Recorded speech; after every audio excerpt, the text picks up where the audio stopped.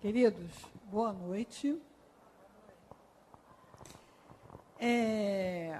Nós estamos aqui fazendo um laboratório juntos, né? Sobre como colocar a ideia, o pensamento espírita nesse contexto, nesse ambiente. Vai demandar um esforço bacana de cada um de nós. Leon Denis é o patrono do Centro Espírita Leon Denis. E parece uma coisa esquisita quando a gente conversa com o frequentador da casa de Leon Denis, que não sabe quem é Leon Denis. Então, esse desligamento, vamos dizer assim, afetivo do frequentador da casa de Leon Denis, do patrono Leon Denis, faz com que a pessoa perca contato com o que o altivo falou para nós, que seria uma grande amizade que a gente teria no mundo espiritual. E o convite, né, que a gente quer fazer, está sempre fazendo, é que as pessoas que frequentam a casa de Leon Denis, que se beneficiam de alguma forma do que a casa de Leon Denis oferece, busquem o quanto antes essa relação afetiva. Quando eu comecei a frequentar o Leon Denis, eu pensei que Leon Denis fosse um outro pseudônimo do professor Hippolyte, Leon Denis Arrivaio. Faz sentido, não faz? Ele usou um pseudônimo, Allan Kardec, para assinar suas obras. E se chamava Hippolyte Leon Denis Arrivaio, é outro pseudônimo do cara, né? Vim saber que não era através de um livro que na época estava esgotado, que ficou muito tempo esgotado, e a chegada desse livro ao Centro Espírita Leon Denis foi como que uma assinatura de contrato do Espírito Leon Denis com a casa e a sua missão. Esse livro é o Leon Denis, o Apóstolo do Espiritismo, de Gaston Luce. Gaston Luce foi uma espécie de filho que Leon Denis não teve, que o acompanhou durante um bom tempo da sua vida, que esteve junto dele na sua velhice, na sua doença, que se comprometeu de dar ao mundo a notícia de quem foi Leon Denis, do que ele fez, de como é que era a vida dele. E esse livro teve uma tradução e uma edição por uma outra editora que não reeditava e nem cedia os direitos para a editora CELD publicar. Então, foi um tempo que Altivo ficou tentando conseguir que essa editora ou reeditasse ou cedesse os direitos para que nós reeditássemos. A coisa estava nesse impasse e a espiritualidade disse para o Altivo que ele ficasse tranquilo, queriam colocar esse livro na mão dele. E nosso querido Zé Jorge, que era assíduo frequentador de sebos, nos seus passeios, esbarrou lá numa estante e esse livro caiu em cima dele, né, no original, em francês. E aí, então, foi feita a nossa tradução, que já está numa nova edição, com uma capa luxuosa, belíssima, né? E é um repositório de informações, de todas as informações que eu vou compartilhar com vocês aqui e de muito mais outras informações. Então, eu acho assim, claro que a lei de Deus é amorosa, a lei de Deus perdoa, mas eu tenho muita dificuldade de perdoar o frequentador da casa de Leon Denis, que nunca leu Leon Denis, o Apóstolo do Espiritismo. Né?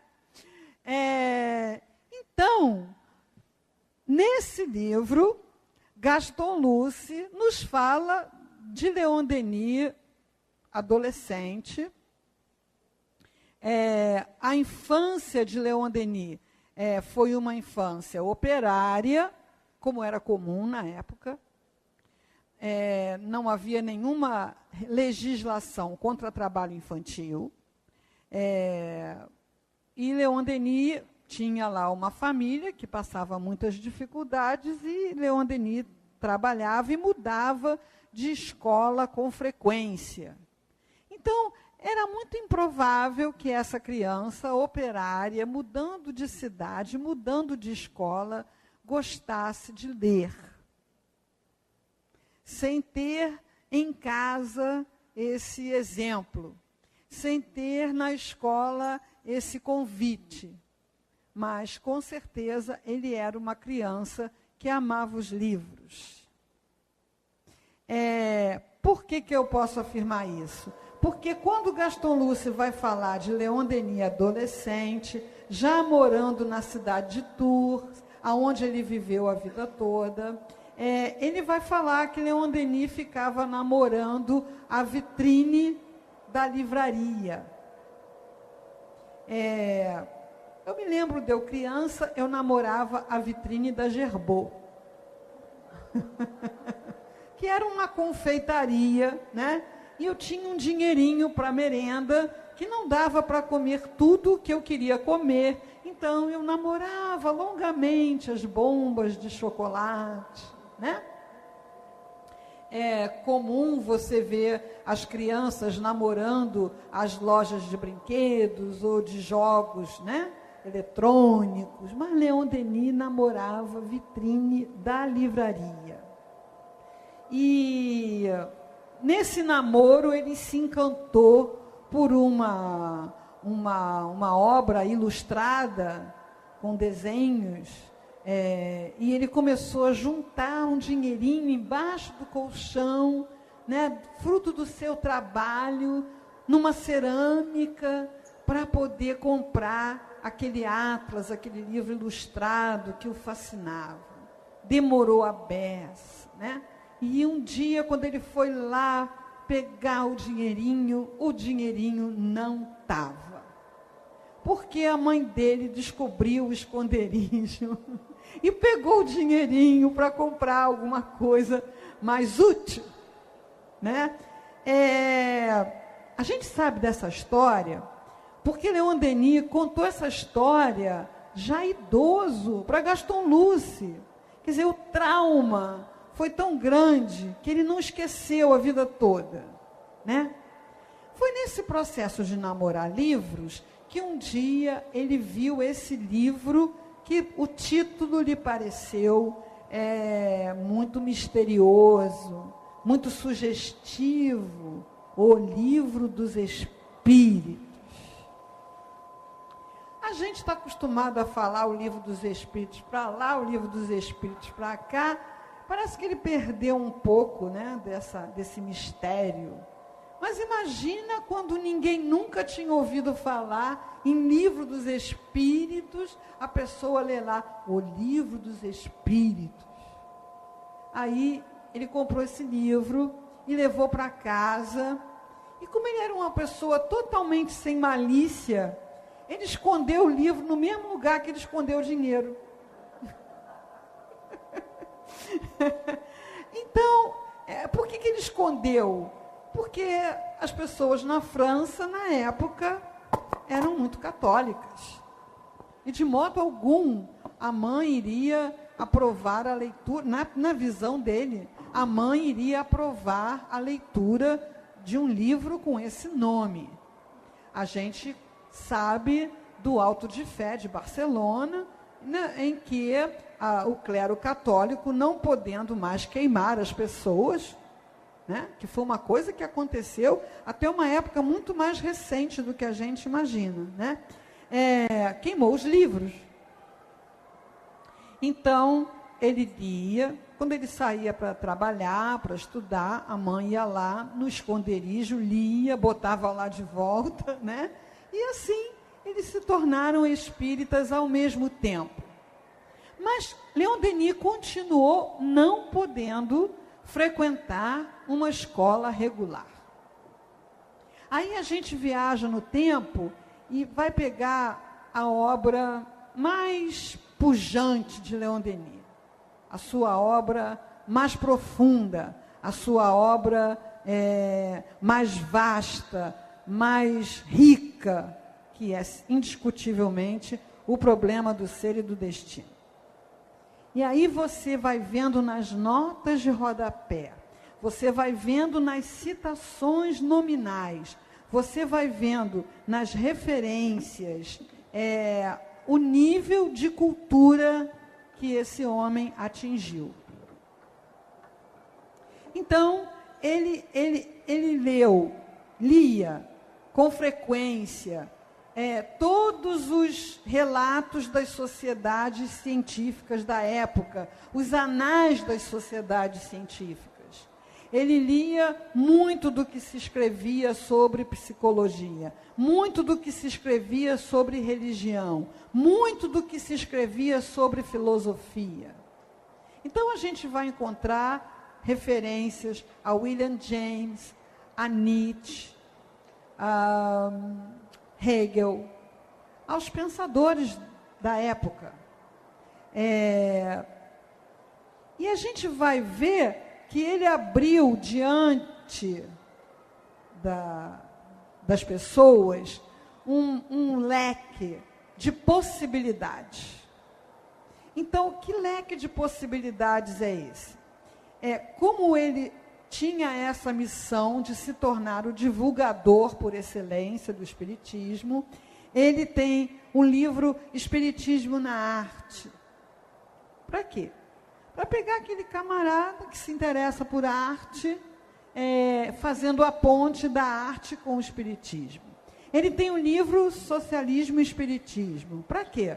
Para pegar aquela pessoa que tem questões políticas para fazer a ligação com o Espiritismo. Ele tem o Cristianismo e Espiritismo para fazer a ligação daqueles que estão ligados ao cristianismo com o Espiritismo. Ele tem livros sobre momentos marcantes da história da França, o Gênio Céltico, o Mundo Invisível, falando da herança celta. Ele tem o Mundo Invisível e a Guerra, porque ele foi contemporâneo de duas guerras, a Franco-Prussiana e a Primeira Guerra Mundial. E ele tem o livro Joana d'Arc Médium. Para escrever esse livro, ele precisou ler o processo de condenação de Joana d'Arc, porque primeiro ela foi condenada. Foi condenada por usar roupas de homem. Na Idade Média, eu estaria sujeita à fogueira, porque isso aqui seria inaceitável, É uma situação em que colocaram Joana, porque uma vez em que ela estava liderando exércitos, como é que ela ia fazer isso? De saia, E aquelas saias que usavam antigamente, um negócio complicado, Como ela usou roupas de homem, foi advertida e reincidiu relapsamente, ela voltou a usar roupas de homem, por isso ela foi o pretexto usado para a condenação de Joana d'Arc, que rendeu um processo interrogatório, aonde tem informações preciosas da mediunidade de Joana d'Arc. Joana d'Arc, analfabeta, camponesa, no seio da Idade Média, dialogando e colocando seus inquisidores, doutores, estudiosos, em situações sem saída. Toda essa desenvoltura naturalmente atribuída ao chamado demônio. E depois a Igreja Católica disse assim: ops, nos enganamos. E aí fizeram o processo de reabilitação de Joana d'Arc, que hoje nós sabemos é Santa Joana d'Arc. Então, ele leu o processo de condenação, ele leu o processo de reabilitação, e ele leu tudo que se escreveu sobre Joana d'Arc, porque ele traz para apoiar as suas premissas outros autores, assim como ele combate outros autores, porque muitos autores franceses escreveram sobre Joana d'Arc. Então, quando Leon Denis conheceu o Livro dos Espíritos, ele já era espírita e se tornou espírita pela leitura. Ele já estava no caminho de dar conta da sua missão pela leitura. Então, à época, ele fez parte de um movimento na França que se chamou a Liga do Ensino. Esse movimento tinha como objetivo separar a educação da igreja, tornar a educação laica. E criar bibliotecas populares. Então, ele já trabalhava pelo livro, ligado ao movimento Liga do Ensino, ligado a um nome que até hoje é muito reverenciado na França, dá nome a liceus, dá nome a praças, que se chama Jean Massé. E fazia palestras sobre assuntos que iam de astronomia à filosofia grega, e tudo isso obtido através da leitura. Então, quando a gente olha o desenvolvimento da casa de Leon Denis, todo esse desenvolvimento voltado para a divulgação. E na casa de Leon Denis nós vamos encontrando os cursos também abertos a todas as áreas de interesse, fazendo a ligação entre essas áreas de interesse e a doutrina espírita. E a gente que assistiu ao nascimento dessa editora, que hoje está aqui, né, expondo na Bienal, que hoje está aqui usando esse espaço da Bienal, inaugurando uma nova possibilidade de contato das pessoas com o livro espírita. A gente que começou no Leon Denis na época do mimeógrafo. Vocês sabem o que é mimeógrafo? Tem gente aí que não sabe, né? Vai ter que ir no museu para ver o que é. Né? Então, era um mimeógrafo rodando aquelas folhinhas que eram distribuídas na palestra, nos cursos da obra da codificação, né? E depois as máquinas, várias vezes assim, Altivo ficava muito feliz com o nascimento e com o crescimento da editora. Então, algumas vezes ele levava a gente para um tour lá no subsolo, onde começou a editora, para mostrar, olha, essa aqui é uma máquina que dobra não sei quantas folhas por minuto, essa aqui é uma máquina que costura, essa aqui é uma máquina que cola e não sei o quê, e aquilo foi crescendo, precisou sair do subsolo, ir para um prédio, e hoje essa editora está aí com uma qualidade editorial que não deixa nada, não fica a dever nada às grandes editoras, e abrindo possibilidades de nós fazermos esse movimento através do livro, através da leitura, fazermos a nossa autoeducação, nosso progresso, nosso crescimento, nossa abertura de horizontes, nosso desenvolvimento psicológico, espiritual, cultural. Então, Kardec deixou um mandamento para a gente, né? Deixou? Espíritas? Sim. Não foi espíritas sim, não. Foi espíritas, amai-vos e instruí-vos. Então, quando o espírita fica bitoladinho ali, repetindo as mesmas coisas, ele está por sua conta em risco. Porque essa não é a proposta do espiritismo. A proposta do espiritismo é ser filosofia ciência e religião. Então, quando o espírita não busca o conhecimento científico, não busca filosofar. O que é filosofar? Filosofar não é necessariamente criar um pensamento filosófico, que isso é para poucos, né? Filosofar é pensar. Pensar.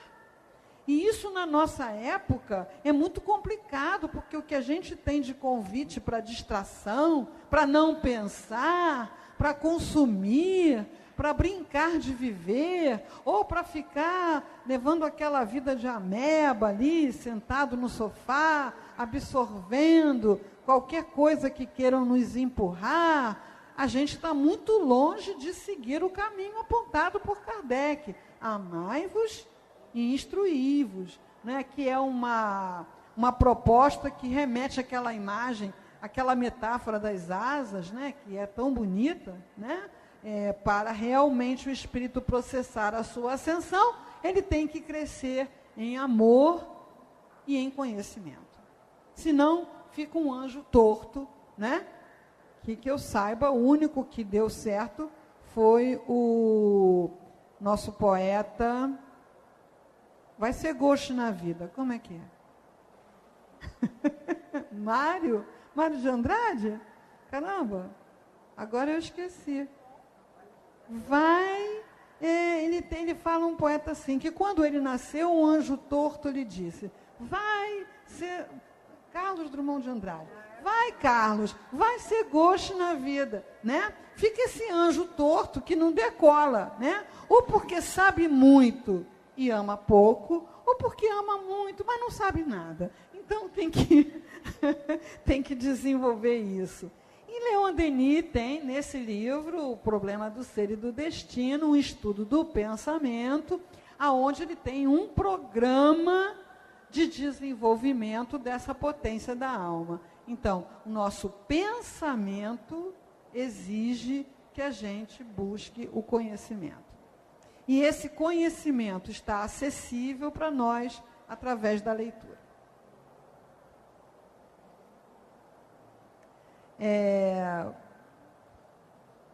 O meu destaque aqui vai ficar por conta de vocês buscarem os livros de Leon Denis. A nossa casa tem todos eles já editados. E quando estiverem lendo os livros de Leon Denis, procurem ver as notas de rodapé.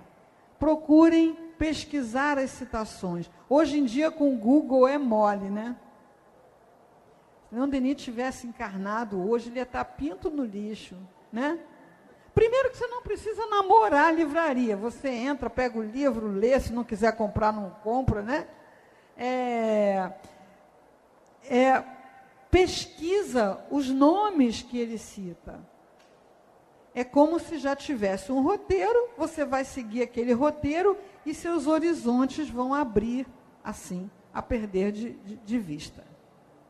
Então, não tem área de interesse que Leon Denis não tenha dado a sua contribuição para o nosso crescimento.